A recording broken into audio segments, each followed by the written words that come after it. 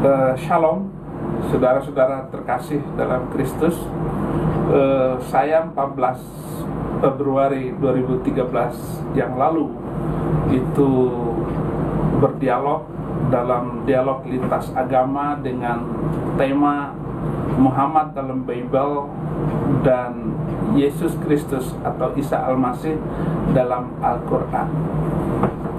Dalam kesempatan itu saya jawab bahwa dialog dengan tema ini sudah berlangsung berabad-abad dan selalu dimunculkan bahwa Muhammad sudah lebih dulu diramalkan di dalam Alkitab. Bahkan di dalam Al-Quran dikatakan ya'rifunahu kama ya'rifuna abna'ahum. Mereka mengenal Muhammad seperti mengenal anaknya sendiri.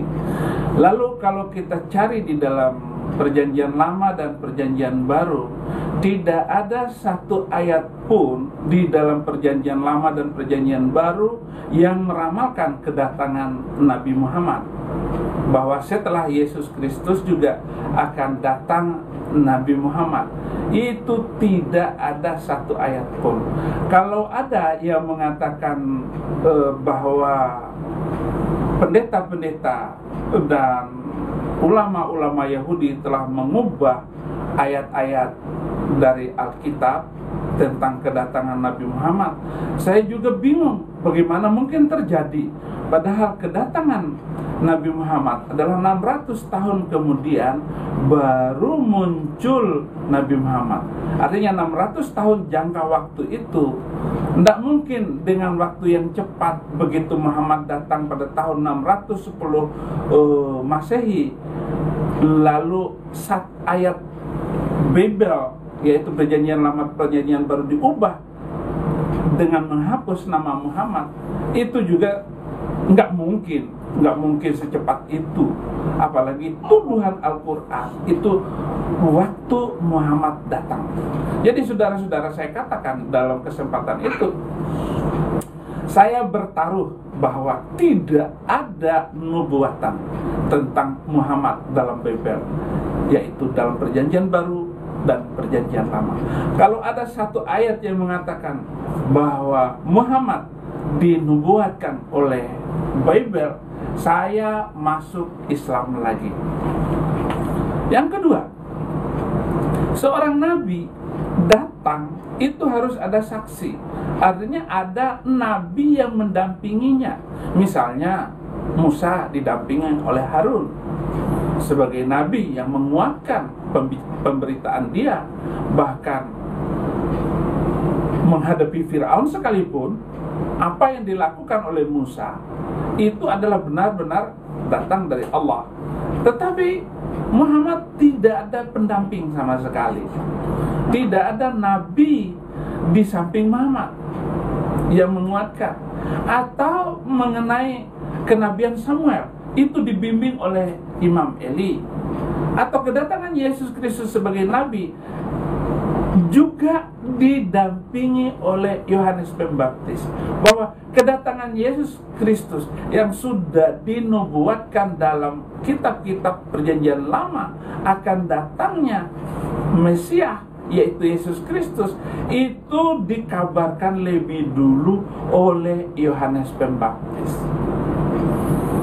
Dan Yesus Kristus membuat mukjizat-mukjizat untuk menguatkan kenabiannya itu. Jadi seorang nabi harus didamping oleh nabi yang lain, dan dia harus membuat mukjizat. Mukjizat itu adalah tanda-tanda heran yang menyertai kenabiannya, yang menyertai bahwa dia utusan Allah. Semua nabi-nabi yang dikirim oleh Allah dari suku Bani Israel selalu membawa mukjizat. Tantangan saya dan juga Al-Quran mengatakan tidak ada satu ayat pun yang menunjukkan Muhammad membuat mukjizat. Banyak ayat-ayat dalam Al-Quran mengatakan Muhammad tidak punya mukjizat.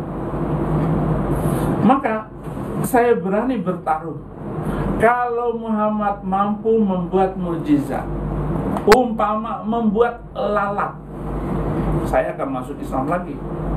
Tetapi tidak ada satu ayat pun yang mengatakan Muhammad punya mukjizat. Dan untuk diketahui bahwa berkat kenabian itu selalu datang dari Bani Israel. Nabi-nabi itu berbicara dari Bani Israel.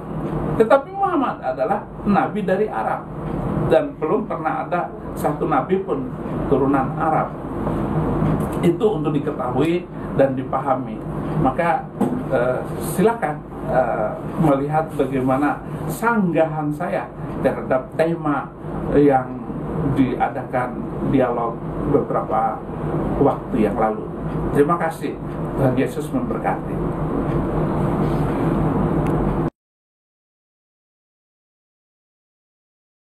Itu biar di atas disediakan panggung kayak penyanyi panitia, pintar juga ini. Ini kayak penyanyi Agnes Monica, disediakan tempat sampai bisa berjalan. Kepada Bapak Ibrahim Saifuddin 10 menit waktu dipersilakan. Monggo.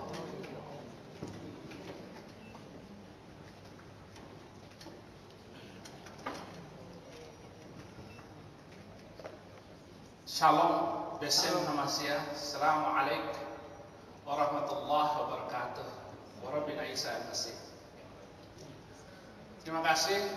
Kesempatan ini saya akan bergunakan maksimal. Dari kecil saya Muslim. Ibu saya guru agama di rumah tangga itu, dan saya sangat hormat dengan mama saya. Kelas 6 SD saya baca Injil Perjanjian Baru. Kalau ada ayat yang menyenangkan hati, saya baca keras-keras. Mama saya tahu. Kemudian saya bilang, "Mak, saya nggak akan menjadi orang Kristen." "Nanti kamu masuk Kristen." "Catat, Mak, saya akan menjadi pembela Islam paling berani." Kelas 6 tamat, SMP tamat, penasaran di mana sekolah yang mengajarkan Injil. Sambil saya baca banyak buku Hamran Amri, Yusuf Roni, saya benci semuanya. SMA Muhammadiyah di Bima, dapat beasiswa dari pimpinan pusat Muhammadiyah. Kuliah di Solo, ambil jurusan perbandingan agama, semua agama saya pelajari. Yahudi, Kristen, Islam saya pelajari. Hindu, Buddha saya pelajari. Kuliah itu saya pakai kesempatan saya. Saya dakwah ke Klaten, Wonogiri, tidak kurang 15 orang Kristen masuk Islam. Pendeta saya debat. Malam ketiga dia bilang Islam itu jorok dan kumuh. Saya bilang pada pendeta itu, "Benar pendeta, tapi harus garis bawahi yang jorok dan kumuh bukan Islam orangnya." Nggak ada orang Islam masuk masjid pakai sepatu. Pendeta itu tidak berkedip memandang saya. "Pak pendeta, sebelum orang Islam bertemu dengan Tuhan, cuci tangan dulu supaya tangannya selalu berbuat baik, wajah berseri-seri, telinga berpikir dingin." Pokoknya saya jelasin arti wudu. Masuk kamar mandi, ambil air sember, diguyur seluruh tubuhnya. Keluar pasak kuyuk, Mas Saifuddin, "Sekarang saya sudah jadi orang Islam." Saya bilang, "Bukan begitu caranya Pak Pendeta." "Terus bagaimana?" "Besok pagi datang ke KUA, ucapkan 2 kalimat syahadat, daftarkan nama Bapak di sana." Dilakukannya. Seminggu kemudian pendeta ini lalu daftar namanya ke KUA.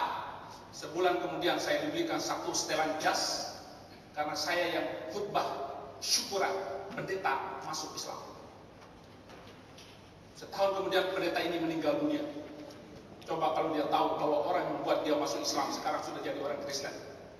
Kasihan dia. Inilah pendeta sesat yang disesatkan oleh orang sesat. Tapi sekarang sudah mendapat kebenaran di dalam Yesus Kristus. Saudara-saudara, langsung saya mengajar di Jepara, Jawa Tengah. Saya dapat istri orang Jawa. Jepara. Lahir 3 anak laki semua. Yang pertama saya kasih nama Fikri Khomeini, yang kedua Saddam Hussein, yang ketiga Muammar Gaddafi. Kenapa saya kasih nama itu? Karena saya benci dengan orang Kristen. Saya nggak suka dengan orang Kristen. 3 anak saya mau saya jadi teroris besar, supaya matinya semua orang Kristen. Tetapi sekarang saya jadi orang Kristen. Rencana Tuhan yang luar biasa. Saudara, terakhir saya mengajar di Az-Zaitun, Indramayu. Saya guru Al-Quran, guru sejarah Islam, bla bla bla. Guru bahasa Arab. Yang saya salami di pojok itu, dia adalah pimpinan besar Az-Zaitun Indramayu. Coba berdiri guru saya. Berdiri dulu. Silmi Aulia. Wah, ini guru hebat. Saya muridmu sekarang Kristen. Tinggal Pak Guru besok pagi. Besok pagi guru saya itu. Dia senang sama muridnya. Saudara-saudara, saya pelajari buku-buku Hamran Amri yang selama ini saya benci. Saya baca Injil, saya baca semuanya. Dalam buku dialog antara Islam dan Kristen, selalu dalam buku itu yang menang Muslim. Tapi hari ini beda. Pasti saya yang menang.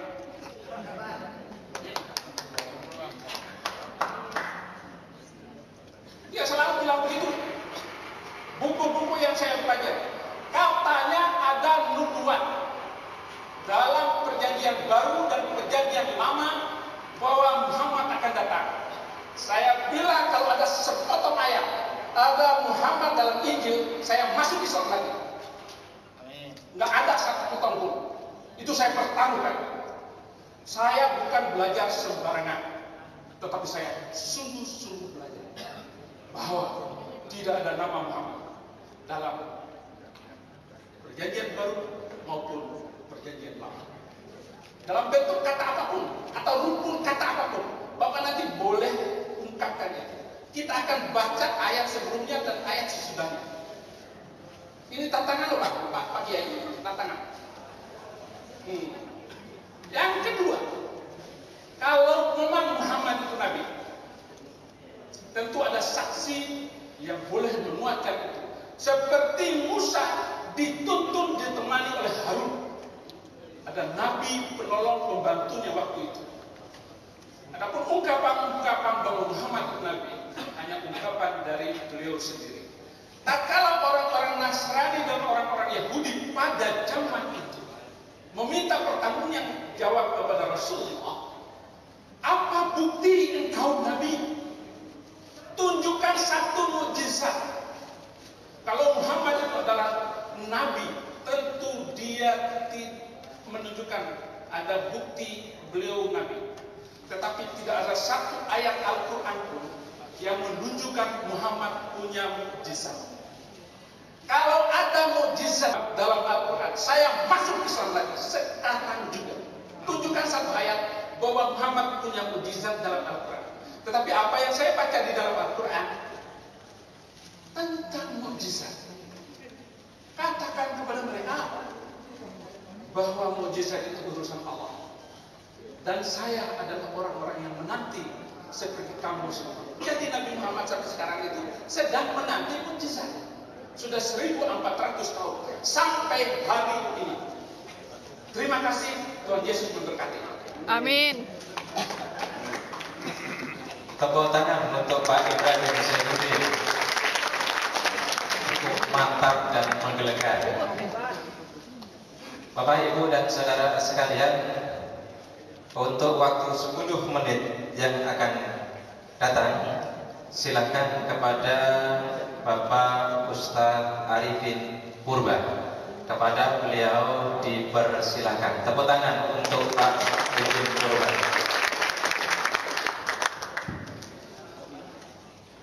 Assalamualaikum warahmatullahi wabarakatuh. Salam hidayah buat kita semua. Innal hamdalillah wassalatu wassalamu ala Rasulillah wa ba'du. Sebelumnya saya minta ta'aruf, kenalan. Nama saya Muhammad Arifin.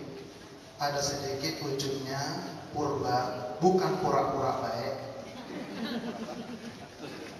Tapi itulah kayanya bangsa Indonesia Allah ciptakan bersuku-suku, berbangsa-bangsa, tujuannya lita'arufu, agar berkenalan. Loh, orang Batak kok ada yang Islam, bisa ceramah lagi. Tidak semua orang Batak tukang copet. Serius, orang Batak yang tukang copet wajahnya senang. Orang Batak yang sudah Islam wajahnya bercahaya. Contohnya saya.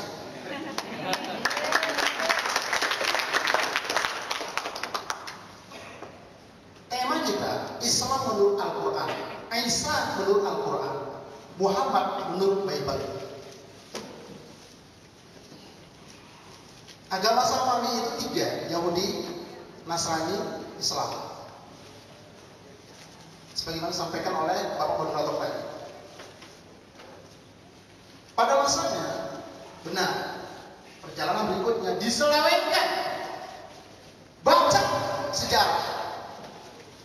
Kalau orang pintar, baca sejarah, terbuka sekarang. Ini maaf, mungkin saya salah. Paulus mengundurkan diri, bukan karena tua, bukan karena sakit. Pusing dia melihat pasturnya 100 orang masuk Islam.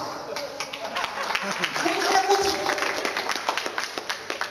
Kenapa? Terjadi perdebatan perjanjian lama yang bahasa Ibrani itu. Perjanjian lama yang sekarang tidak ada satu kata pun bahasa Ibrani. Coba lihat. Saudara-saudara sekalian, ini maaf.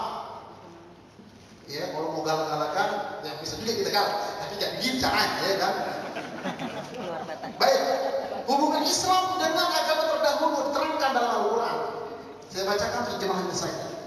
Dia telah menceritakan kamu tentang agama, apa yang telah diwahyukan kepada Nuh, apa yang telah kami wahyukan kepada Muhammad, dan apa yang telah kami wasiatkan kepada Ibrahim, kepada Musa, kepada Isa. Jadi ada rentetan. Bukanlah sejarah. Amat berat bagi orang-orang musyrik agama yang kamu suruh mereka kepadanya. Allah menarik kepada siapa saja, ya, orang-orang yang Allah kehendaki, dan Allah memberikan petunjuk kepada siapa saja yang mau kembali kepadanya. Kemudian pandangan 3 agama terhadap Isa. 3 agama tadi, bagaimana memandang Isa? Pertama, Isa menurut Yahudi. Jadi Isa menurut Yahudi, Isa itu lahir dari perbuatan zina. Dan dia mengaku-ngaku sebagai Mesias yang dinantikan oleh Bani Israel. Ini menurut Yahudi. Jadi Yahudi itu benci sama Isa.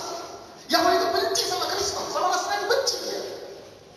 Karena yang mereka tunggu itu ternyata dari Nasrani. Mereka menunggu Mesias itu, tapi ternyata yang datang dari Nasrani. Makanya benci. Apalagi kata mereka, kata Yahudi, Isa itu layak mati disalib sebagai hukuman karena dia mengaku-ngaku sebagai Mesias. Dan ketika itu, pada masa itu, orang kalau mati disalib itu terhina. Terhina. Tangan dipaku, kaki dipaku, kepala dikasih kawat duri, dipentang di matahari. Terhina. Makanya kata orang Yahudi, pantas itu Isa mati disalib.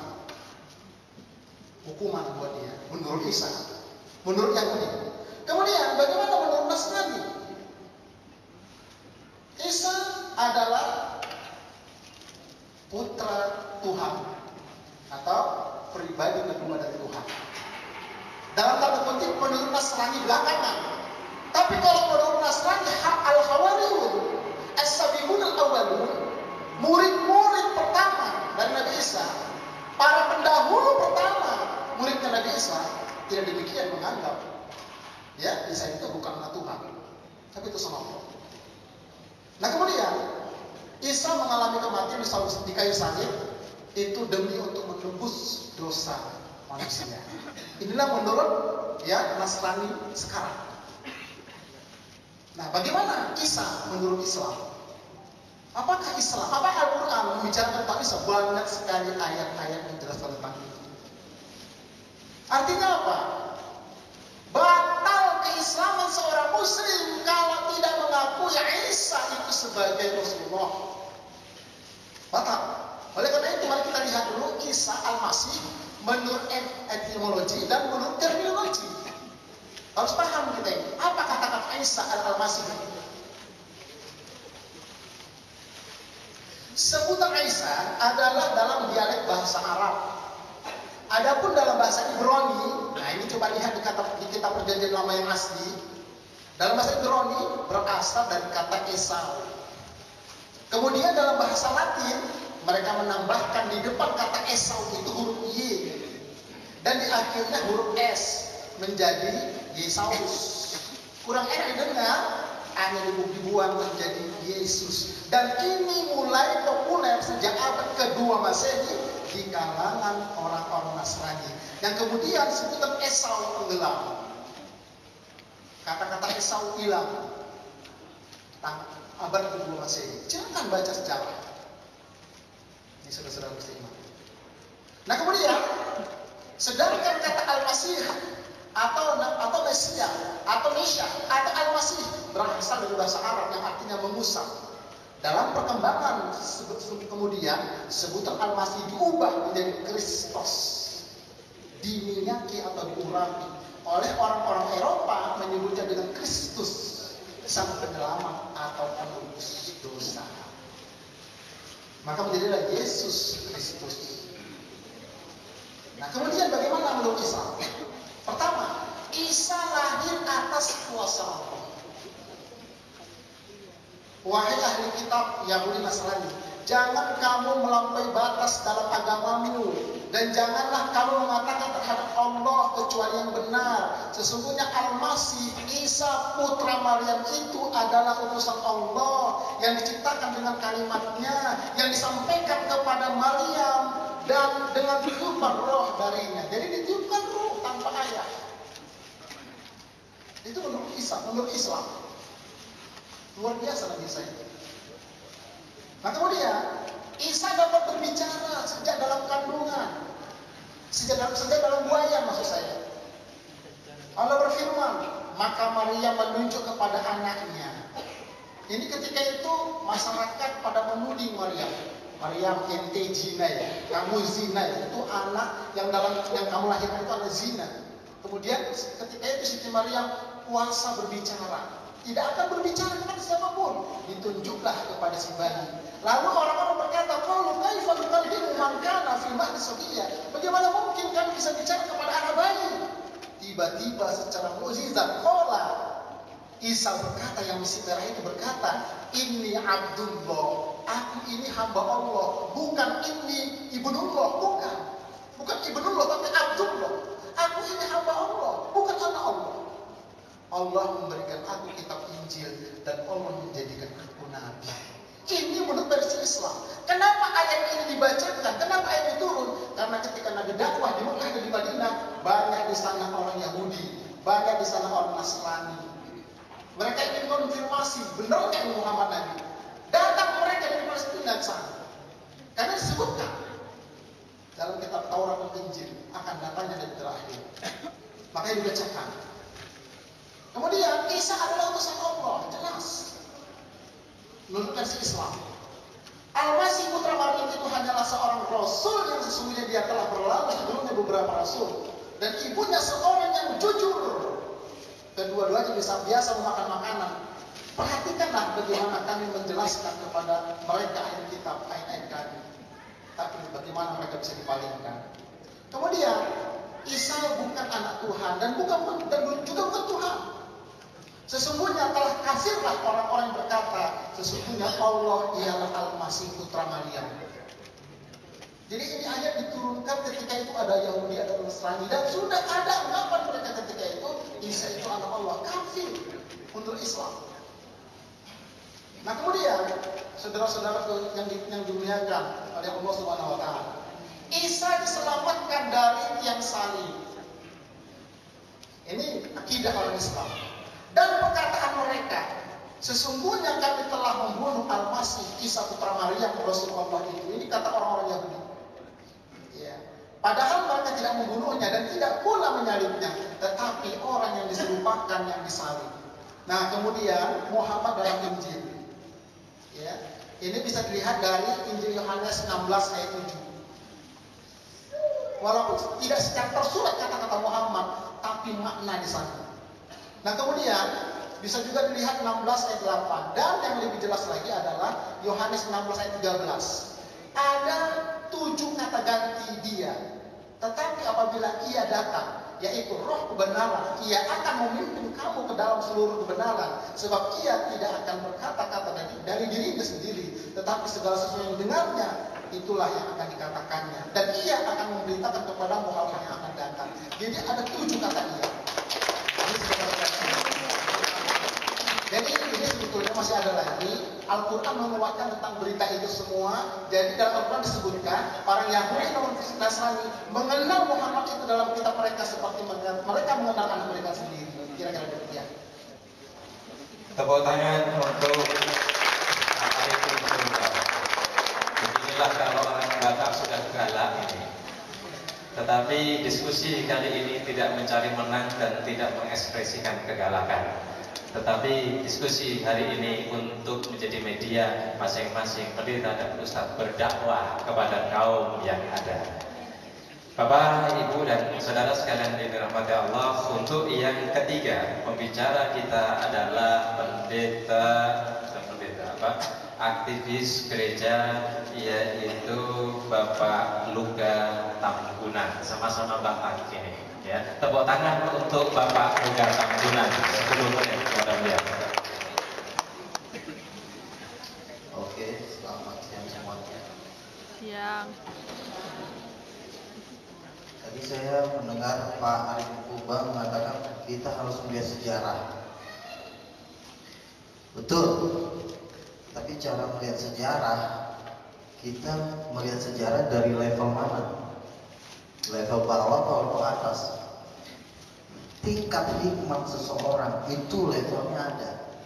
Dari yang 1 ayat 10 mengatakan bahwa orang yang penuh Roh Kudus dikatakan 10 kali lipat. Jadi cara melihat sejarah dari hikmat manusia atau hikmat Roh Kudus.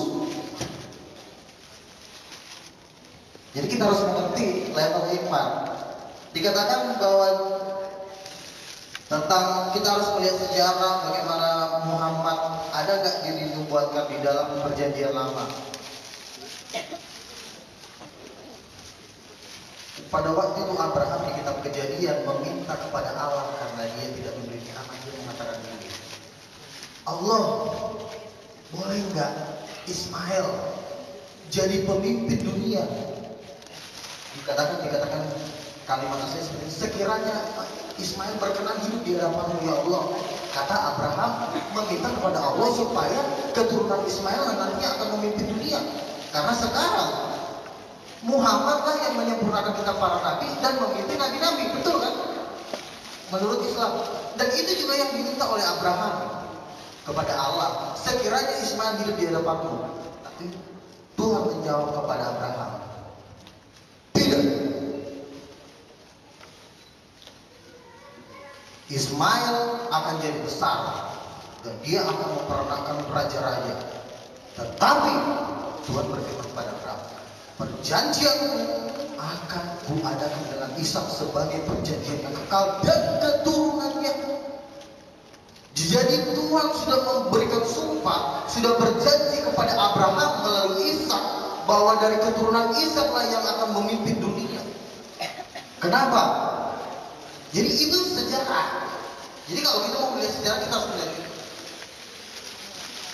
Dan ternyata sekarang orang yang paling pintar di dunia adalah bangsa Israel. Nah, kenapa Tuhan memilih Ishak untuk memimpin dunia dan memimpin seluruh para nabi? Makanya seluruh nabi-nabi itu semua berasal dari Israel. Musa orang apa? Orang Israel. Daud orang Israel, semua orang Israel. Cuma yang terakhir datang dari Arab. Tetapi Tuhan juga bukan Tuhan yang bodoh. Supaya manusia nanti kan akan ada nabi-nabi palsu, akan ada penyesat-penyesat. Dia memberikan nubuatan. Nubuatan ini apa? Tuhan sudah memberikan persyaratan untuk menjadi pemimpin nabi-nabi. Dia harus diurapi Roh Kudus. Nah, Muhammad, saya tidak menghina dia, tetapi dialah satu-satunya nabi yang tidak memiliki Roh Kudus. Dia tidak diurapi Roh Kudus. Makanya Yesus berkata dalam Yohanes 3 ayat 5, tidak boleh orang masuk ke dalam kerajaan Allah jika dia tidak dilahirkan dari air dan roh. Muhammad menyuruh orang menyembah Allah, sembah Allah katanya. Yesus menyuruh orang cuma menyembah Allah, tapi beda. Bedanya apa? Yesus menyuruh orang menyembah Allah harus penuh dengan Roh Kudus. Tetapi Muhammad menyuruh orang menyembah Allah nggak perlu pakai Roh Kudus, langsung aja menyembah. Apa efeknya kalau menyembah Allah tanpa Roh Kudus? Apa efeknya? Mau saya kasih tahu nggak efeknya apa? Mati langsung. Pada waktu di Gunung Sinai, Tuhan berfirman kepada Musa, berikan batas di gunung itu. Jangan ada boleh yang menaiki gunung itu. Binatang pun menyentuh gunung itu dilempar batu harus mati.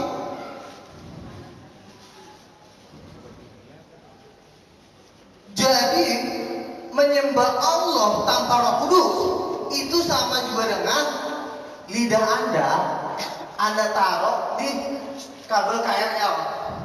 Anda seketika. Nah, jadi perbedaan ini kalian harus tahu. Yesus mengajarkan orang menyembah Allah, Yohanes 3:5, tidak ada orang yang bisa masuk dalam hadirat Tuhan kecuali dilahirkan air dan roh. Nah, tujuan Muhammad datang ke dalam dunia ini apa? Mau tahu nggak tujuannya apa? Mau tahu? Oke, ntar saya kasih tahu. Tujuannya cuma satu. Jangan sampai Pak Insam penuh dengan Roh Kudus. Jangan sampai Pak Arifin penuh dengan Roh Kudus. Ditutup dengan kalimat yang sangat indah, kalimat yang sangat agung, dibungkus, yaitu La ilaha illallah, Allahu Akbar, Allahu Akbar. Kalau masalah Allahu Akbar, Anda tidak menyembah Allah, Allah udah maha besar. Yang jadi masalahnya adalah Anda berdosa, mau menyembah Allah, mati. Menyembah Allah harus dengan roh. Muhammad tidak mengatakan kepada Islam, jangan kamu dengan Roh Kudus saja. Dia mengatakan seperti itu. Antara ketahuan, dia cuma membuat seperti ini. Udah, kita nggak usah ajarin pengajaran yang satu ini. Suruh aja menyembah Allah. Menyembah Allah. Gimana dong? Terus udah sama Allah aja. Gak perlu pakai Roh Kudus. Tetapi Yesus, Dia menurunkan Roh Kudus itu dengan meneteskan darah dan mati. Dia mati supaya Roh Kudus itu turun. Sampai dia mati supaya Roh Kudus itu turun. Nah, Muhammad datang, gak perlu pakai Roh Kudus, langsung aja kita main masuk aja. Kalau bahasa gaulnya selonongboy, main masuk aja. Allah itu kudus. Ada jatuh ke dalam dosa, Roh Kudus mundur langsung. Pada waktu Adam diciptakan itu Adam itu penuh dengan roh. Nabi Musa aja berubah, Pak. Itu penuh dengan Roh Kudus.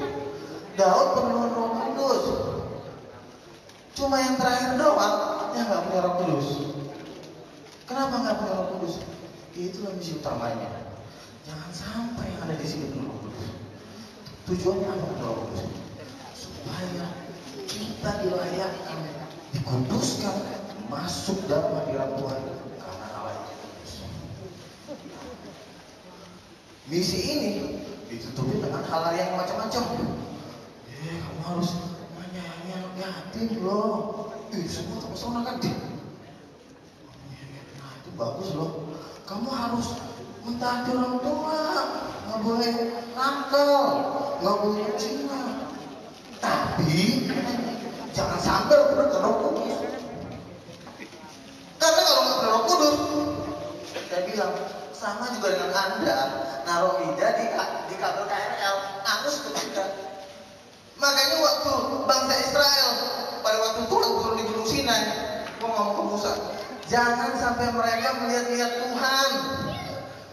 Taruh batas di sekeliling gunung itu. Siapa yang melewati batas itu harus dilempar di batu sampai mati. Interupsi Pak. Kalau ceramah apa pidato ini debat ilmiah, bukan mempromosikan. Ya. Ini kan saya bilang tadi, Yohanes 3 ayat 5, ayatnya ada. Nggak usah ngomong ya. Saya keluar. Nggak usah. Kan jemaat nggak boleh ngomong tadi. Kenapa ngomong? Nggak usah. Udah. Pulang. Wahyu 1 ayat 8 saya mau tampilkan cuma agak. Yesus berkata seperti ini. Aku adalah Alfa dan Omega. Firman Tuhan Allah. Yesus berkata, aku adalah Alfa dan Omega. Firman Tuhan Allah. Yesus berkata bahwa dia adalah firman Tuhan Allah yang sudah ada, yang akan ada, dan yang akan datang. Dan yang terakhir dia bilang, yang maha kuasa. Jadi ayatnya ada. Makanya saya nggak pernah gentar sedikit pun melawan mereka ini. Ayatnya ada. Suara Yesus di dalam Wahyu 1 ayat 7 bagaikan desau air bah. Itu suara Tuhan. Mana ada suara manusia bagaikan desau air bah. Itu satu. Mungkin Oke. Terus yang kedua, Pak Insan bilang begini. Yesus dilarang memberitakan Injil di Asia, di Indonesia.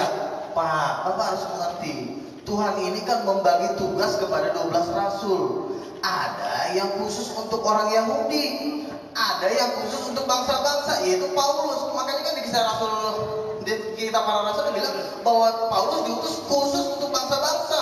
Petrus memang khusus untuk orang Yahudi diutus. Jadi bukan berarti Injil itu hanya untuk bangsa Israel saja, tetapi Tuhan tuh membagi-bagi tugas. Yang satu ini bagiannya perang, yang satu ini bagiannya ini. Jadi Bapak jangan langsung mengambil kesimpulan seperti itu. Jadi sedangkan Yesus sendiri berkata dalam Matius 28, jadikanlah semua bangsa muridku. Di nubuatan perjanjian lama dikatakan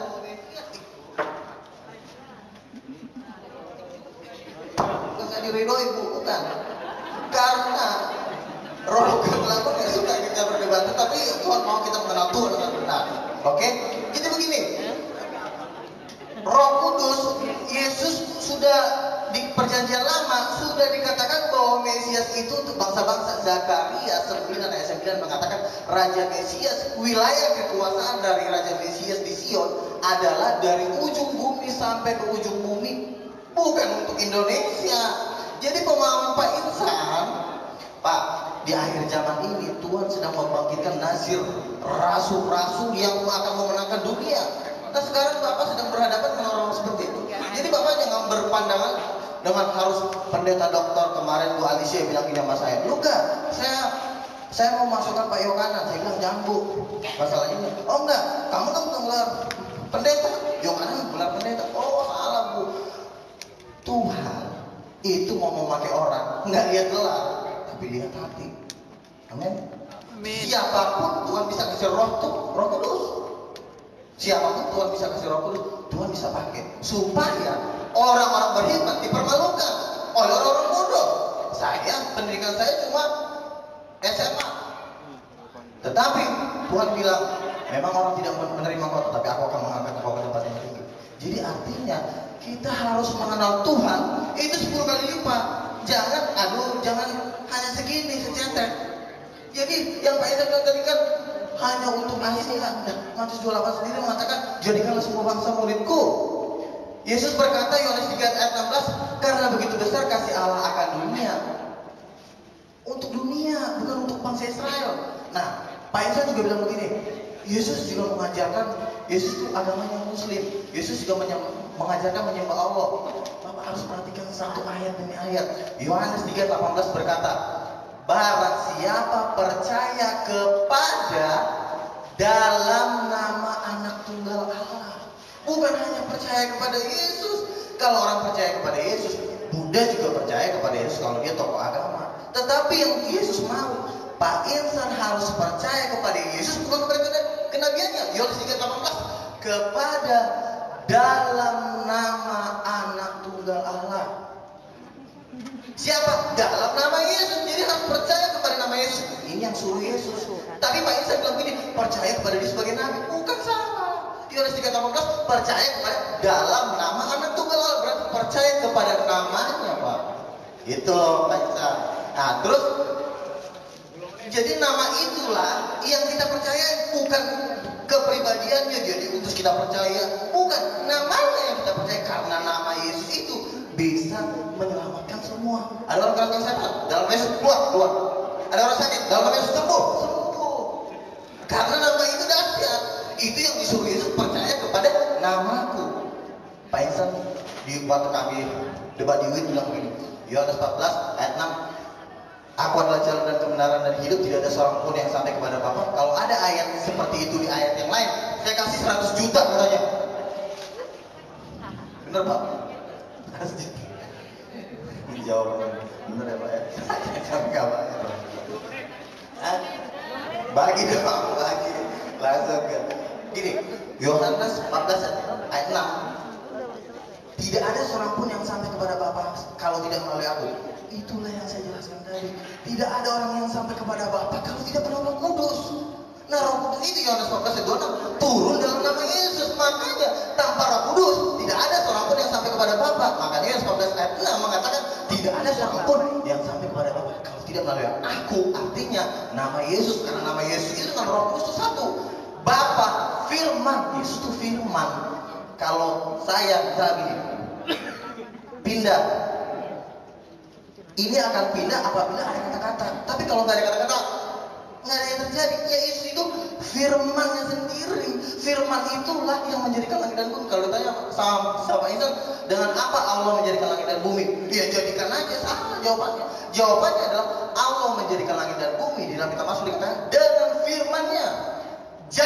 Jadi kalau kata Allah mengatakan begini, yang semua yang ada di sini hilang langsung. Itulah kuasa firman-Nya. Karena Yesus adalah Wahyu 1 ayat 8. Aku adalah Alfa dan Omega, firman Tuhan Allah yang Maha Kuasa. Yesus sendiri berkata seperti itu. Berarti Yesus adalah Tuhan. Berikan kemuliaan buat Tuhan. Ya, saya sambung. Tidak ada satu ayat pun mengatakan Al-Quran itu mukjizat. Saya minta satu ayat Pak Kiai. Kalau ada Al-Quran itu mukjizat, ditunjukkan. Kalau Muhammad punya mukjizat, saya bacakan ayat-ayat dalam Al-Quran. Pakai Al-Quran sendiri. Wa yaquluna la anzala alaihi ayatun mir rabbi faqul innamal ghaibu lillah fantaziru inni ma'akum minal muntazirin. Surat Yunus ayat 20, mereka berkata, mengapa tidak diturunkan kepada Muhammad suatu keterangan mukjizat dari Tuhannya? Maka katakanlah, sesungguhnya yang gaib itu kepunyaan Allah. Sebab itu tunggu sajalah olehmu. Sesungguhnya aku bersama kamu termasuk orang-orang yang menunggu. Jelas sekali ayat ini, semua tidak ada menunjukkan bahwa Muhammad bisa menyembuhkan orang sakit, menghidupkan orang mati, dan sebagainya. Tidak ada satu ayat pun. Atau peserta kalau bisa menunjukkan satu ayat, saya masuk Islam lagi. Ada. Dan saya jadi Islam Kristen itu amrosi kembali. Iman saya goncang. Ada satu agama yang membolehkan manusia membunuh manusia lain karena perbedaan keyakinan. Dari seluruh agama yang ada di muka bumi ini, hanya satu agama yang mengizinkan boleh membunuh manusia lain karena perbedaan keyakinan, yaitu Islam. Waqtuluhum haitsu saqiftumuhum. Al-Baqarah 191. Bunuhlah mereka di mana saja kamu jumpai mereka. Al-Baqarah ayat 191. Kemudian surat Muhammad ayat 4. Ada lagi ayat yang memboleh membunuh orang Kristen. Surat At-Taubah ayat 29. mindset pola berpikir. Sebagaimana ikan mulai busuk dari kepalanya. Kalau inseknya udah pucat, gambling. Manusia pun begitu. Kalau ininya rusak, ininya rusak, perbuatannya rusak. Yang kedua, saya ingin katakan bahwa Al-Quran itu mukjizat. Wahai manusia, ya ayuhan nas, qad ja'atkum mau'izatun min rabbikum wa shifaa lima fis-sudur wa hudan wa rahmah lil mu'minin. Luar biasa banyak sekali ayat Al-Quran menjelaskan bahwa Al-Quran itu mukjizat dan mukjizat itu diberikan kepada Rasulullah. Cukup itu pembelaan saya, silakan. Masih ada waktu? Oh. Ya, 2 menit pendek saja. Maaf Bung Pendeta dan Om Pendeta dan juga para pengerja semuanya. Sekali lagi tema ini tidak bisa diajak lari, Bos. Ya, temanya saja. Temanya adalah bagaimana Jesus di dalam Al-Quran, bagaimana Rasulullah SAW di dalam Injil, itu aja.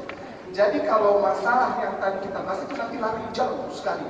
Ya, lari jauh sekali. Debat ini diadakan untuk saling menghargai dan saling mengasihi. Perbedaan memang dilayakkan oleh Bapa di surga agar kita berbeda punya warna. Gitu. Pada dasarnya semua perbedaan ini asalnya satu. Selama Islam, keselamatan yang sejati, evangelion, kabar baik tentang keselamatan, Injil.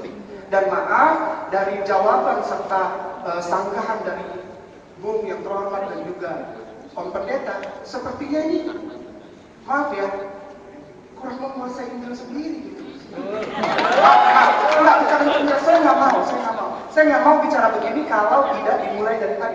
Saya sejak awal saya bilang bahwa debat ini adalah untuk menunjukkan kasih yang sejati, kasih dan kerendahan hati yang sejati yang Kristus tunjukkan kepada orang-orang. Saya tidak dapat dari bos, betul. Hari ini bos bilang bahwa dia menunjukkan dirinya Tuhan. Ketika bos baca Wahyu itu Yohanes yang tulis di Pulau Patmos itu tentang vision tentang hari akhir. Dan di situ tidak pernah diceritakan bahwa yang nampak seperti seorang pemuda itu bersinar-sinar itu Kristus Yesus. Allah tidak pernah main riddle, Allah tidak pernah main teka-teki. Dari sejak pertama kejadian 1 sampai Wahyu, Allah tidak pernah main teka-teki. Kalau dia bilang A, kalau dia bilang suruh sunat 17, kejadian 17 dan 13 sunat, potong kulit kata. Enggak ada sembunyi-sembunyi, enggak ada. Kristus pun kalau kasih riddle, kasih perumpamaan, dia jelaskan di akhirnya, bos. Jadi tidak ada itu. Kalau memang bos bilang dia menyatakan dirinya sebagai Allah, sebagai Tuhan, Wahyu 1 pun baca lagi, Matius 7 ayat 21, bos.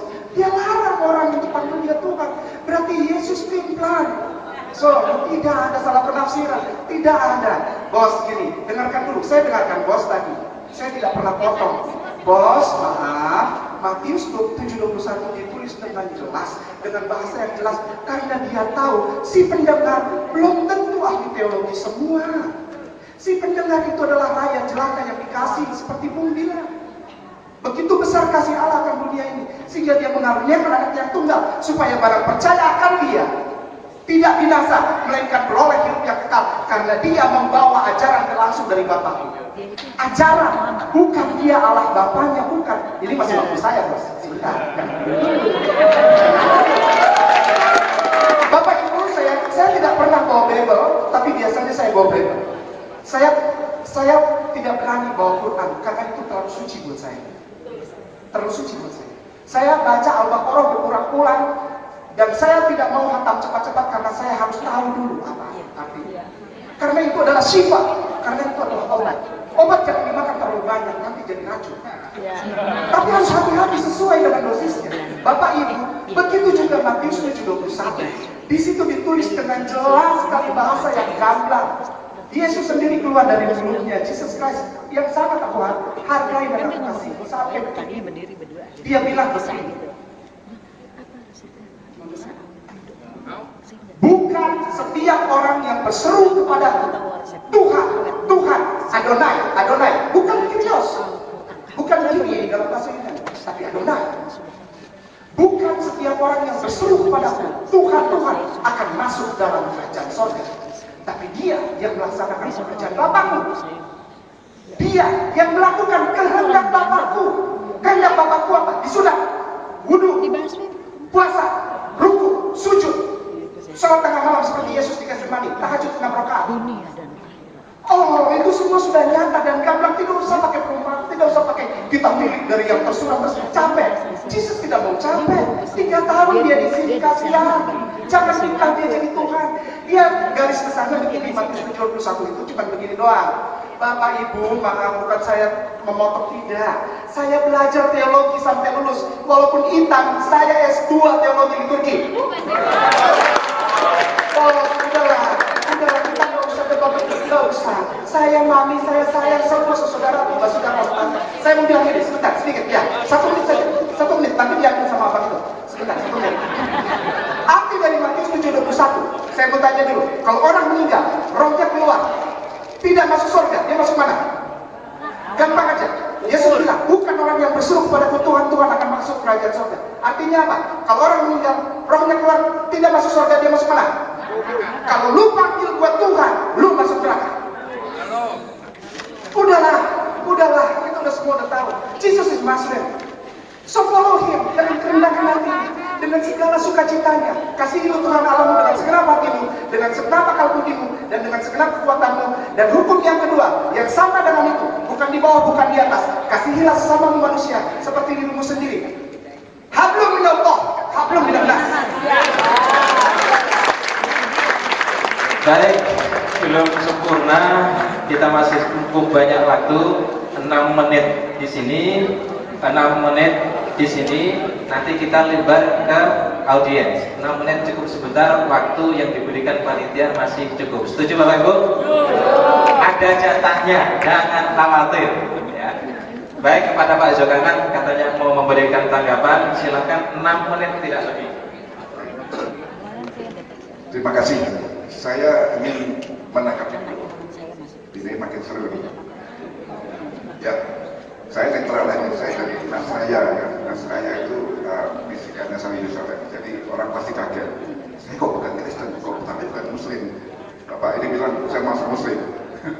Jadi begini. Kenapa para Muslim atau tokoh Muslim lebih memahami Isa Al-Masih di dalam Al-Quran dibanding orang Kristen memahami Yesus dalam Alkitab? Sejarahnya itu begini. Ini saya belajar dari Nasrani sendiri yang aslinya dari Yerusalem. Pada waktu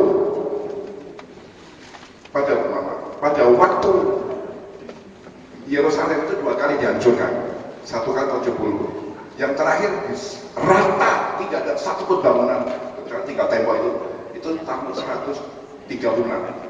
Kemana mereka semua? Keluarga Yusuf Maryam, mereka lari ke arah ke Syria, lalu langsung ke India, Nepal. Itu tidak direkod oleh orang-orang teologi, memang tidak ada. Lalu yang selainnya, yang lainnya masih mengalami pemulihan dari Mesias Yeshua, itu lari ke Arab. Sampai nanti ada namanya Warakah yang pamannya sendiri Muhammad. Makanya Warakah itu lebih tahu sifat Isa Al-Masih, sifat Yesus atau sifat Yeshua, karena dia dekat tiap hari ketemu Yeshua. Saya tidak heran kalau memang orang Muslim lebih tahu Isa Al-Masih lebih detail daripada orang Kristen mengenal Yesus. Di sini perbedaannya. Lalu yang dibawa oleh Paulus itu, Paulus lari ke Tarsus ya, di daerah dia, Antioquia itu, tapi itu pun bukan Paulus, karena Paulus sudah mati juga, martir ya. Tapi para orang Yunani yang sudah terlanjur menerima pengajaran Mesias itu dia harus berasimilasi dengan budaya Yunani. Kalau dia bisa terima ajaran Kristiani atau ajaran Yesus, tapi dalam pola wacana Yunani, sehingga pesan melenceng sekali. Dan saya bisa buktikan nanti satu saat sampai di mana melenceng. Dan ini saya lagi berdoa supaya orang Kristen sadar, menyadari Oke, yang kedua, Yesus memang dalam Kristen memang tidak disebut agama Kristen, tapi Mesias tidak ada disebut beragama Kristen dalam kitab suci orang Yahudi ataupun tidak. Tapi kalau bilang Yesus, saya tidak mau komentar kalau mereka punya pendapat itu. Kemudian yang dikatakan 1 Samuel, ini saya harus netral. Orang Yahudi, walaupun waktu itu orang Israel zaman perjanjian lama membunuh, tapi pada waktu musuhnya sudah tidak berdaya di dalam Torah atau Torah, karena saya memahami Torah bukan 100%, tapi 80% dari memahami Torah daripada orang Kristen, itu ada larangan tidak boleh dibunuh. Kalau sudah dia, coba Bapak lihat faktanya Palestina, ada puluhan ribu di penjara Israel. Kenapa? Dia tetap ikuti Torah, udah nggak senjata. Dia sudah tahan, kasih makan tiap hari. Berapa miliar, triliun Israel harus kasih makan orang Palestina di penjara. Karena dia juga dituntut oleh Torah tidak boleh dibunuh setelah di penjara. Tidak boleh. Bahkan mereka meresponi sekali orang-orang Yahudi sampai hari ini. Jika dia berperang, kalau dia masih bersenjata, memang itu terjadi bunuh-bunuh. Begitu dia sudah dibawa, yang membunuh itu dihukum oleh Pak Jenderal sendiri. Jadi itu pun dilakukan sampai hari ini. Tapi kalau memang itu dikatakan bahwa ada ayat teroris membunuh di dalam kitab atau penjelama, itu sebetulnya tidak begitu. Tidak begitu. Itu karena memang Torah mata gitu. Ya, waktu habis. Ya, oke. Kalau mengenai Bapak ini, satu kata yang buat saya bilang tentang dia, menurut saya dia nggak jelas. Jadi artinya saya tidak sepaham dengan dia karena cuma karena apa? Bu Alicia mengatakan bahwa kita ini biarkan dia menyampaikan mereka-nya, nggak apa-apa. Tapi saya mau jawab dari Pak Iksan sama Pak Enama mengenai Yesus di Matius 7 ayat 21 mengatakan bukan setiap orang yang berseru kepada Tuhan akan masuk ke dalam kerajaan surga. Terus terang aja, saya membahas ayat ini dari 10 tahun yang lalu. Jadi saya udah debat dengan Dr. Sani Munir, ini juga yang dikeluarin. Jadi saya udah bosan banget sama ayat ini. Jadi tapi saya harus jawab hari ini. Jadi begini saudara-saudara, kita harus mengerti jangan kita membaca ayat sepotong-sepotong. Yesus mengatakan seperti itu karena begini, dia ini pendeta. Dia udah melakukan mujizat-mujizat, dia udah membuat KKR, tapi habis dia membuat KKR, dia bercampur, dia berzina, dia membuat mencuri uang. Nah, pada saat hari penghakiman, dia ngomong, kan Tuhan saya udah bikin mujizat. Yesus menghukum dia bukan karena dia mengaku dia Tuhan, tapi karena dia perbuatannya dia yang berdosa, berzina. Jadi dia membuat KKR semua di mana-mana, tetapi dia check-in di hotel, mencuri uang gereja. Jadi penafsirannya seperti itu. Makanya itu harus dikonfirmasi dalam kitab Wahyu bahwa yang diselamatkan dalam kitab Wahyu adalah mereka yang telah ditebus oleh darah anak domba. Wahyu 5. Kenapa harus dengan darah anak domba? Musa dulu, kalau orang berbuat dosa, Tuhan berfirman kepada Musa, kalau dia berbuat dosa, supaya dosanya dihapuskan, dia harus memotong domba. Darahnya itu menyucikan orang itu supaya dosanya diampuni. Itu Taurat Tuhan kepada Musa. Makanya ada Idul Adha. Idul Adha itu diambil dari situ. Jadi darah domba itu dipotong. Darahnya itulah yang menyucikan supaya bangsa Israel itu diampuni dosanya. Inilah nubuatan bahwa Yesus akan mencurahkan darahnya di kayu salib. Wis bebonya Pak Insan. Terus Pak Insan bilang begini. Keliru besar. Kalau Yesus itu kan membuat mujizat, dia menyembuhkan orang buta, mengusir setan segala macam. Itu atas seizin Allah. Betul Pak Insan. Itu memang atas seizin Allah. Tapi itu masih ada sambungannya, ya ampun. Itu masih ada sambungannya. Yohanes 14 ayat 26. Yesus berkata, Roh Kudus diutus oleh Bapa, bukan hanya Bapa, Pak Insan. Ya Bapak siapa? Dalam namaku. Jadi ada dua pribadi yang mengesahkan mujizat-mujizat itu. Diutus oleh Bapa dan Roh Kudus yang membuat mujizat-mujizat. Betul kan? Roh Allah melakukan mujizat-mujizat dan Roh Kudus sama Roh Allah sama. Roh Tuhan. Baca di Markus Lukas Yohanes. Roh Tuhan turun seperti burung merpati. Di Lukas Roh Kudus turun seperti burung merpati. Di Yohanes Roh Allah seperti burung merpati. Jadi Roh Yesus membuat mujizat atas izin Allah, sambungannya masih ada. Itulah yang tidak dikuasai oleh Pak Insan. Dan akhirnya apa yang terjadi? Di hari penghakiman, maka terjadilah seperti yang dikatakan satu menit, yang dikatakan Bapak ini. Dia memisahkan antara domba dan kambing. Yang tidak penuh Roh Kudus, yang tidak dibentuknya oleh anak domba, dan yang penuh dengan Roh Kudus. Yesus berkata ke orang sebelah kirinya, iya, itu yang dikatakan oleh Yesus di surga. Demikian. Oke, terima kasih. Baik, tepuk tangan dong, tepuk tangan. Jadi saya teringat betul sama Poltak, Ruhut Sitompul kalau beliau ngomong. Jadi apa namanya, intonasi dan apa namanya cocok jadi artis beliau sebenarnya, jadi aktor. Baik, untuk selanjutnya juga 6 menit, kalau bisa nggak nambah karena masih ada waktu nanti audien nanti akan bertanya dan bapak punya waktu lagi. Jadi silakan 6 menit.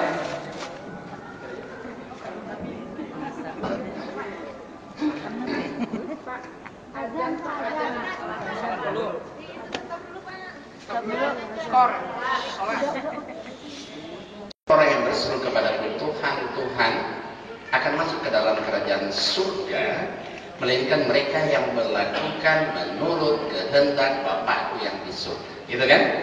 Itu teks aslinya bunyinya begitu, nggak pasti di komanya yang saya baca tadi, itu nggak saya tambahkan.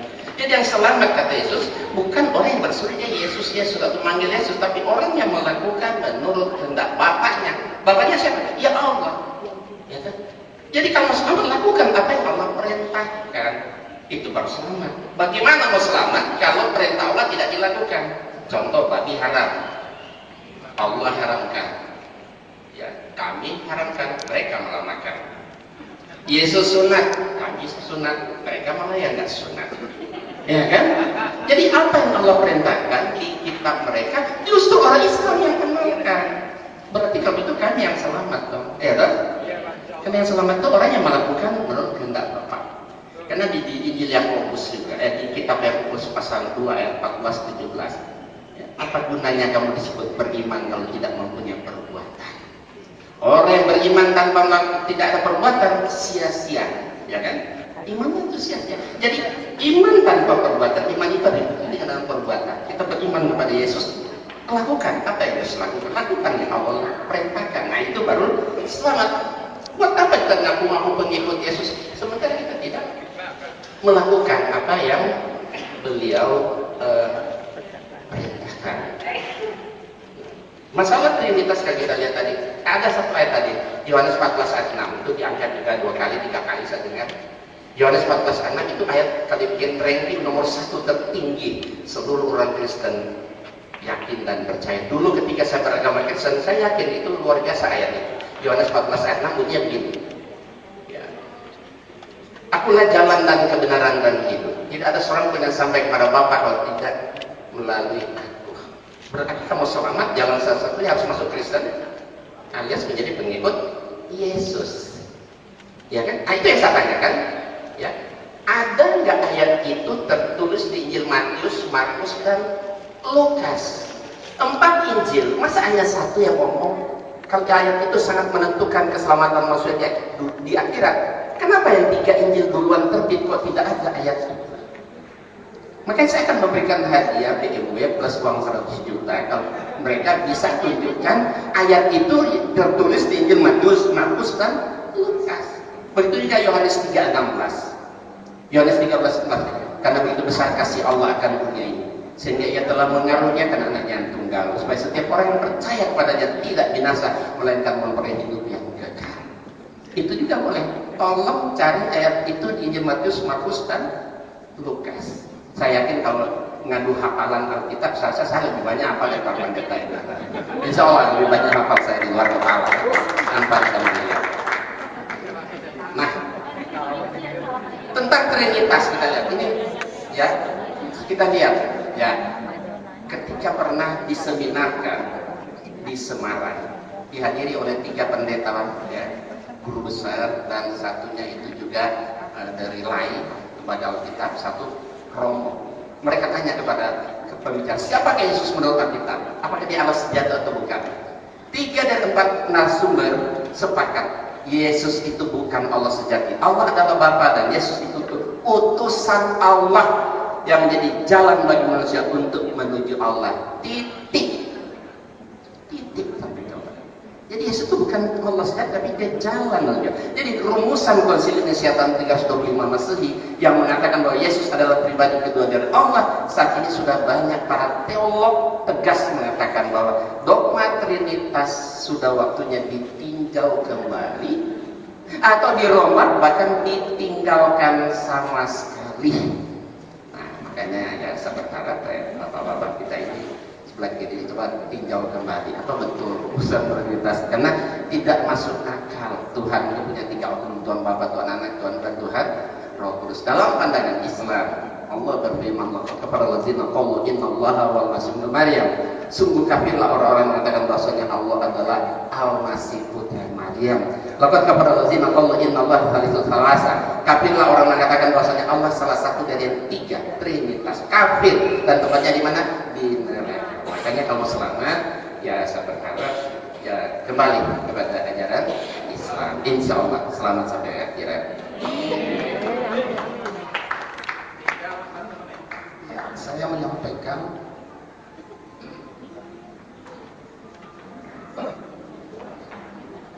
ini. Alladzina atainahumul kitaba ya'rifunahu kama ya'rifuna abna'ahum.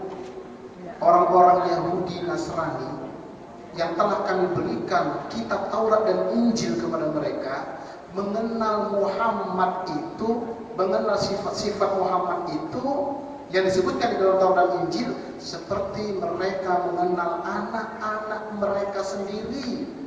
Dan sesungguhnya sebagian di antara mereka menyembunyikan kebenaran padahal mereka mengetahui. Karena turun-temurun itu diajarkan seperti yang disampaikan oleh Bapak tadi. Itu diajarkan turun-temurun. Mereka tunggu-tunggu, tapi ternyata Nabi Muhammad bukan dari Bani Israel. Makanya mereka sakit hati, itu masalahnya. Cukup. Baik Bapak Ibu dan Saudara sekalian, waktu untuk sesi kedua sudah selesai. Masing-masing mendapatkan porsi waktu yang sama dan adil, tetap dalam rangka untuk menjadikan forum ini adalah media dakwah dan media mengemban misi. Bagaimana Roh Kudus itu disampaikan dan bisa dipahami, bagaimana pemahaman tentang Yesus, Isa, dan juga tentang Nabi Muhammad juga dipahami secara bersama-sama. Semua akan terpulang dan kembali kepada Bapak Ibu sendiri, karena itu bertanggungjawabkan iman di akhirat kelak. Oleh karena itu, sekaranglah tiba saatnya untuk Bapak Ibu datang tidak sia-sia. Silakan 3 orang dari bapak-bapak, 3 orang dari ibu-ibu. Saya perlu istikharah dulu ini. 1, 2, 3. Ibu-ibu. 1, ibu-ibu. Ibu-ibu. Ibu-ibu 1, 2, 1 lagi ibu-ibu. 3. Bapak-bapak dulu, 1 pertanyaan padat dan singkat. Ya, tidak boleh lebih diminta bayaran lagi. Terima kasih. Assalamualaikum warahmatullahi wabarakatuh. Nama saya Ramli Randa, asal dari Toraja. Saya kagum sama Bapak. Siapa namanya tadi? Pak, saya begini. Bahasa Qurannya kalah saya sama sekali nggak ada apa-apanya. Cuman sudah pindah agama gitu loh. Jadi saya maklumi tadi kalau beliau itu sudah lupa makna-makna Al-Quran. Wa tawassaw bil haqq wa tawassaw bis sabr. Lupa beliau. Ya, innallaha la yuhibbu man kana mukhtalan fakhur. Sesungguhnya Allah tidak menyukai orang-orang yang sombong dan membanggakan diri. Lupa ayatnya beliau. Ya, oke. Saya ini maaf, saya bukan mau bertanya, saya ingin memberikan beberapa tanggapan, yaitu mengenai ketuhanan Yesus. Dari tadi saya tunggu-tunggu ayatnya tidak ada yang disebutkan, yaitu Yohanes 17 ayat 3. Itu adalah Yesus yang bersyahadat. Yesus menyatakan, inilah hidup yang kekal. Hidup yang kekal artinya masuk surga. Bahwa mereka mengenal engkaulah satu-satunya Allah yang benar. Dan mengenal Yesus Kristus yang engkau utus. Tidak ada Allah selain Dia Allah Bapa. Tidak ada Allah Anak, tidak ada Allah Roh Kudus. Yesus itu bukan Allah. Sangat jelas. Dia sudah menyatakan Allah lain itu tidak benar. Allah Anak, Allah Roh Kudus itu tidak benar. Yesus. Ini yang kalian lupa. Baik Pak. Ya, sebentar. Saya tambah 2 ayat lagi. Saya tambah 2 ayat. Nah, ini perlu saya luruskan bahwa mengenai mujizat Al-Quran, ya, di dalam Al-Quran itu tidak ada satupun ayat yang berubah-ubah. Titik pun tidak pernah berubah-ubah. Alkitab seperti yang tadi dibaca di sini tadi, ya, mengenai ketika malaikat datang kepada Ibrahim untuk menyatakan bahwa akan melahirkan seorang anak, dia katakan tidak. Itu kata tidak itu tidak pernah ada. Itu di dalam Alkitab terbitan sebelumnya. Tidak ada. Coba Anda baca yang berejaan lama. Ada. Tidak ada. Nah, kemudian juga mengenai bangsa itu, jadikanlah bangsa itu. Bukan jadikanlah semua bangsa bukan bangsa. Bangsa itu. Kata itu mengacu kepada Bani Israel. Bangsa itu. Jelas tadi, kalau dikatakan tadi bahwa itu murid-murid Yesus 12 berbagi-bagi kemana-mana, itu juga jelas tidak begitu. Karena Yesus menyatakan, ya, kepada mereka, janganlah kamu menyimpang. Ini semua kamu itu artinya 12 murid ke jalan bangsa lain, tapi pergilah kamu kepada Bani Israel. Itu jelas. Baik. Tidak ada bagi-bagian. Masih banyak yang saya ingin sampaikan, tapi sayang sekali. Nanti ada forum Bapak untuk bicara. Nanti ada forumnya, ya. Baik Pak Romli, yang kedua Bapak KMUI, silakan. Singkat padat satu bahasa. Terima kasih. Assalamualaikum warahmatullahi wabarakatuh. Waalaikumsalam. Nama saya Suwito. Nah, baik Pak, silakan. Saya pertama mengapresiasi apa yang dilakukan oleh Yayasan Bisa Nurul Baqi. Saya melihat ini sebuah pembelajaran. Mungkin karena melihat Indonesia yang heterogen, termasuk dari masalah keagamaan. Kemudian kajian-kajian itu sangat menarik. Kalau Quran meminta pas aluf al-dzikr itu cobalah untuk bila tidak memadai konsultasi. Jadi kalau saya lihat di sini pakar-pakar sudah cukup. Nah, cuma ketika dua hal yang berbeda dipertemukan, itu bisa kompromi atau tidak bisa kompromi. Karena itu maka di ayat-ayat akidah biasanya tidak bisa dikompromi. Jadi kalau orang misalnya tanya, berimankah kita kepada Nabi? Wajib. Lalu pariku kayak apa? Jadi tidak boleh sebagai iman satu paket. Tapi ketika mungkin ditanyakan kepada saudara kita yang Kristen, berimankah kepada Muhammad? Mungkin jawabannya berbeda. Tapi saya juga tidak tahu apa begitu. Jadi hal seperti ini berarti dari sekarang kita. Oleh karena itu maka Islam memberikan toleransi di dalam Al-Kahfi ayat 29 Allah menyatakan paman sya'a falyu'min paman sya'a falyakfur. Yang mau beriman silakan, yang tidak karena pemilihan agama merupakan konsekuensi masing-masing. Nah, karena itu jika dialog ini adalah untuk penguatan masing-masing kita, tetapi kalau tidak terjadi perbedaan, saya kira mungkin dari kacamata ayat-ayat itu tidak ada. Islam memerintahkan membunuh kepada umat lain tanpa alasan. Karena itu saya sangat salut sama Pak Ibrahim. Baca Quran yang bagus, agamanya kayak Pak Kiai Nur Iskandar Isri. Dan kalau boleh itu tadi kaji. Karena kalau saya mamanya menyampaikan tentang mukjizat satu ayat saja, itu di dalam Al-Baqarah 23. Allah mengatakan wa in kuntum fi raibin mimma nazzalna ala abdina fa'tu bi suratin wad'u syuhadaa'akum min dunillahi in kuntum shadiqin.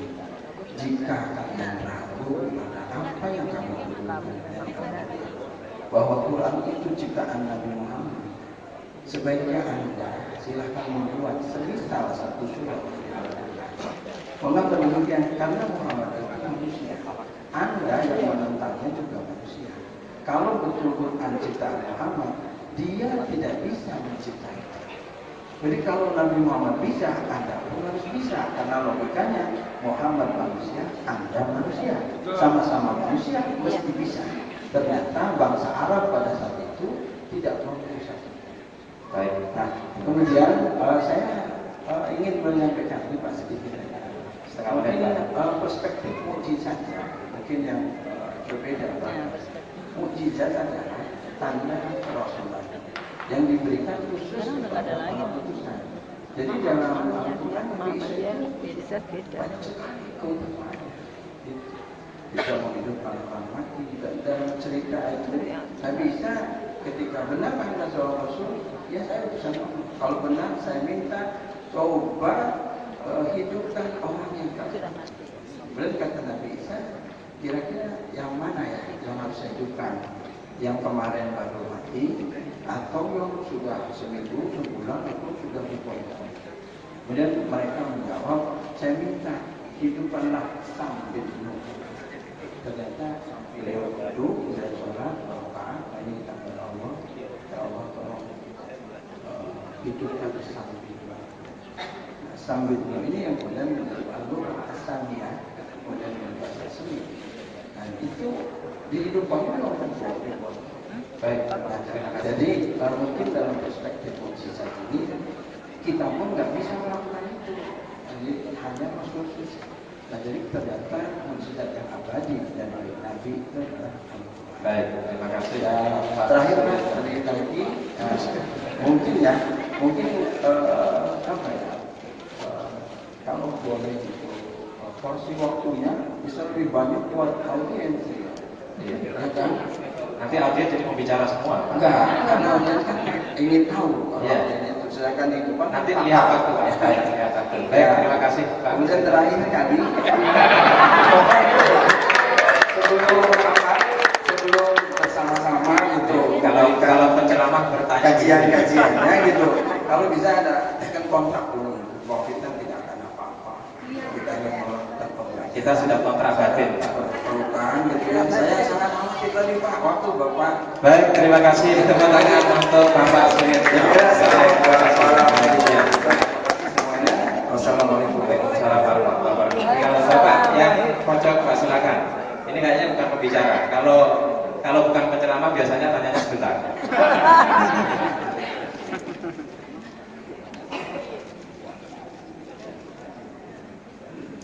Silakan Pak, singkat padat Pak. Nah, akan lebih singkat lagi. Ya. Assalamualaikum warahmatullahi wabarakatuh. Saya meneruskan Nama siapa? Wicaksono dari Kelapa Gading. Saya meneruskan berbagai perihal mukjizat. Saya melihat dalam Bible pun begitu banyak mukjizat. Nah, sekarang saya ingin tes keimanan Bapak karena Bapak adalah orang yang percaya. Betul Pak? Saya harus konfirmasi dulu. Bapak adalah orang yang percaya dengan Yesus Kristus. Sudah Bapak langsung saja. Langsung, nah, saya ingin Bapak minum ini. Ini adalah racun yang mematikan. Jujur ini racun yang mematikan. Jadi kalau Bapak yang Kristen di sini silakan mau coba, boleh. Karena dalam Markus 16:17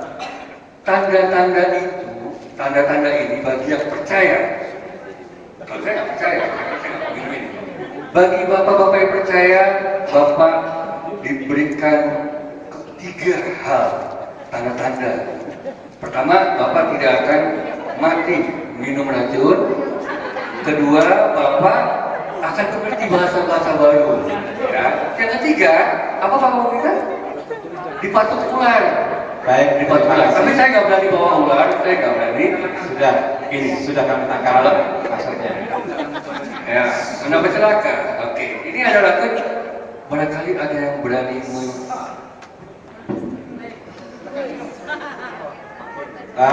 nanti itu nanti nggak usah. Baik, itu pertanyaan penanya yang ketiga. Silakan penanya ibu-ibu. Silakan. Sudah nanti itu ya silakan dari sana. Ini saya juga saya dapat begitu. Assalamualaikum warahmatullahi wabarakatuh. Nama siapa? Saya Hayatul Isna, ibu rumah tangga dari Jakarta Barat. Untuk semua yang hadir di sini, saya merasa beruntung. Subhanallah, walhamdulillah, wa la ilaha illallah wallahu akbar. Saya bersyukur sekali berada di sini. Karena kenapa? Mudah-mudahan tidak hanya saya saja, tapi semua yang ada di sini, yang muslim dan muslimah, menambah betapa beruntungnya kita beragama Islam dan menambah keyakinan kita untuk tetap memeluk agama Islam. Tadi saya mendengar dari awal sampai akhir, begitu antusias saya mendengar. Dari saya mengambil cuplikan-cuplikan dari semua pembicara yang ada di depan saya. Sampai kapanpun agama Islam dan agama Nasrani, karena itu suatu keyakinan, tidak akan bertemu kecuali sampai utuh dunia ini, baru nanti akan tahu siapa yang diterima oleh Allah Subhanahu wa taala sang Khaliq. Baik, terima kasih sudah. Belum. Kemudian ini ibu rumah tangga banyak juga. Iya, banyak, Pak. Canggih. Begini, Pak.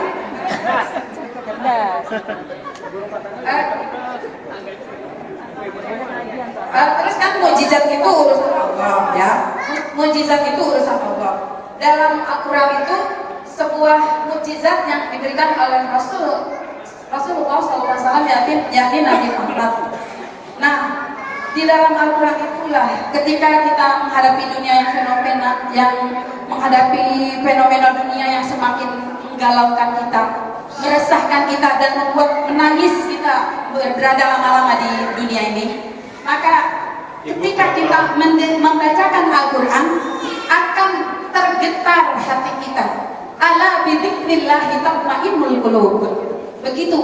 Seperti saya bergetarnya mendengar penuturan Bapak Agustinus, ya Pak. Agustinus yang baru masuk Islam, ya Pak. Bapak baru masuk Islam kan? Dia berbicara, saya begitu tergetar seperti saya bergetar ketika membaca Al-Quran. Subhanallah. Nah, untuk itu Pak, itu kan suatu mukjizat. Mukjizat yang bisa menyembuhkan segala macam penyakit sampai diri kita sudah diambang putus asa, insya Allah akan terobati dengan membaca Al-Quran.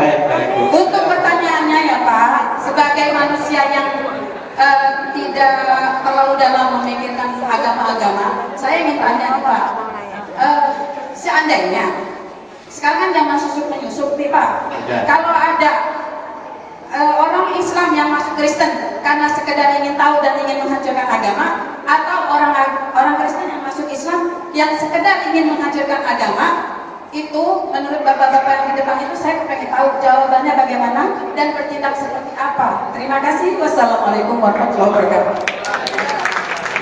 Ibu ini galau, saya curhat. Nanti lanjutin curhatnya di rumah sama suami ibu ya. Nah, baik, yang ibu tadi lagi belakang, yang masih muda kayaknya. Jangan galau ya. Singkat, padat. Assalamualaikum warahmatullahi wabarakatuh. Waalaikumsalam. Apa? Nama saya Syafi Anafita dari Universitas Paramadina. Terima kasih kesempatannya. Langsung saja ke pertanyaan. Mohon maaf, perbaiki saya kalau saya salah. Saya tadi mencatat bahwa Bapak menyebutkan Wahyu 1 ayat 8 kalau nggak salah, itu tentang Yesus adalah firman. Nah, dan disebutkan bahwa firman itu adalah Tuhan. Nah, firman juga tadi disebutkan adalah langit, bumi. Oke. Nah, sedangkan yang mengeluarkan firman dan firman itu sendiri jelas berbeda. Artinya kalau di dalam Islam yang berkata-kata kalam itu berbeda dengan apa yang dikatakannya, sehingga itu ada perbedaan. Kemudian saya mencatat di sini, apabila firman adalah Tuhan, lantas apa perbedaan yang menciptakan dan yang diciptakan? Terima kasih. Iya, terima kasih. Ini Bapak, kalau yang tanya mahasiswi, Bapak-bapak kayaknya semangat sekali. Baik, satu lagi yang ibu tadi, silakan. Assalamualaikum warahmatullahi wabarakatuh. Waalaikumsalam. Selamat siang untuk kita semua. Saya Ibu Rosa Muhammad dari Gabungan Organisasi Wanita Jakarta Barat, dan kebetulan organisasi saya adalah Pergerakan Wanita Nasional Indonesia. Terima kasih kesempatan yang berbahagia ini. Di sini kami ingin penjelasan, mungkin penjelasan dari Bapak tadi, dari Pak Ibrahim. Yang muda tadi saya. Oh, udah tua. Abraham kali ya. Pak Luga. Kebetulan tadi beliau kan mengatakan bahwa ada bapak ya, bapak Tuhan anak gitu ya. Kalau tidak salah seperti itu. Karena pertanyaan kami itu kami ingin dapat penjelasan dari Injil itu apa, ayat yang mana. Karena kalau dilakukan jelas, sangat jelas. Kita adalah Qul huwallahu ahad, Allahus samad, lam yalid wa lam yulad. Allah tidak ada beranak dan tidak beranakan, berarti tidak ada bapak, tidak ada anak. Itu yang pertama. Yang kedua, sudah satu saja. Yang kedua nanti setelah acara. Pasti hanya ini kalau di sini kita berkumpul untuk kebersamaan. Sudah nanti gantian, silakan. Ya, itu saja. Nanti kalau curhat silakan sama saya nanti. Ya. Baik, Bapak Ibu, ada 6 penanya kita dari bapak-bapak maupun dari ibu-ibu dan 1 mbak. Ya.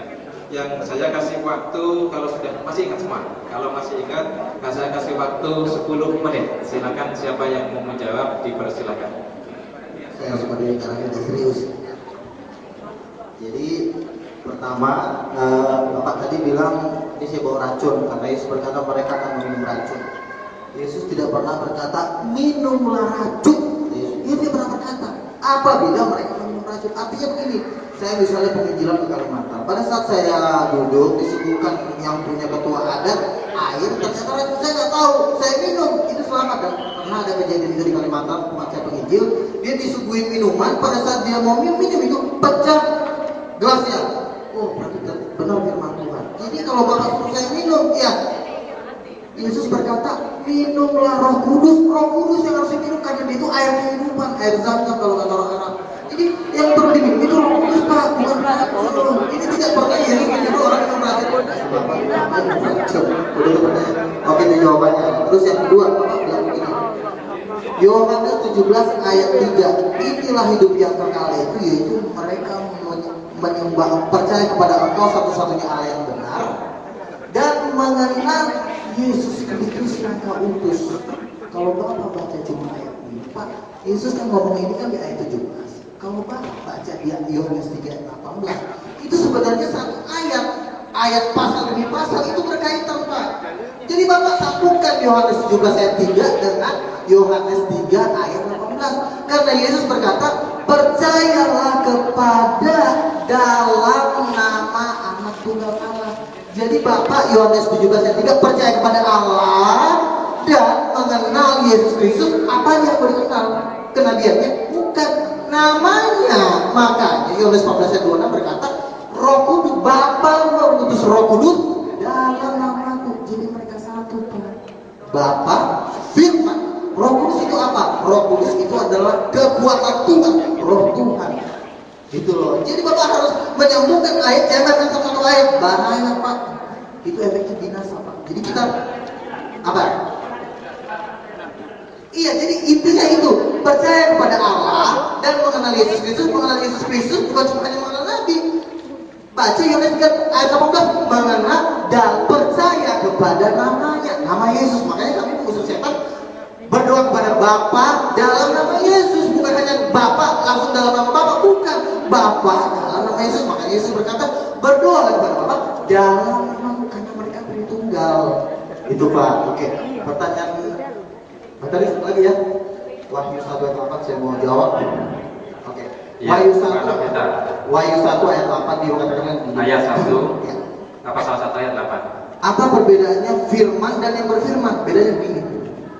Kalau saya berkata begini, pindah, mulut saya berkata pindah, maka tangan saya memindahkan. Ini bisa pindah karena firman, karena perkataan saya. Kalau saya ngomong begini, tapi karena pindah kita lihat. Nah, langit dan bumi, Tuhan Allah menciptakan langit dan bumi bukan begini. Dia berfirman. Jadi artinya perang firman, kalau nggak ada firman, langit dan bumi nggak jadi. Kalau Allah ngomong kayak gini, nggak berfirman dia, jadi nggak langitnya? Nggak jadi. Tapi karena Allah mengatakan jadi, maka jadi. Itu kuasa firman. Dan firman itu Yohanes 1 itu yang menulis rasul. Dia mengatakan pada mulanya adalah firman. Firman itu bersama-sama Allah. Firman itu adalah Allah. Yohanes berkata bahwa firman itu adalah Allah. Jadi begini, kalau Allah berkata begini, gelap.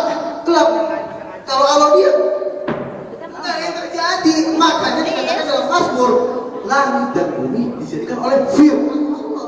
Firman Allah itu apa? Allah sendiri, hatinya Tuhan, rohnya Tuhan. Makanya ini keluar. Kalau saya mati, saya tidak bisa ngomong lagi karena firman itu adalah saya sendiri. Makanya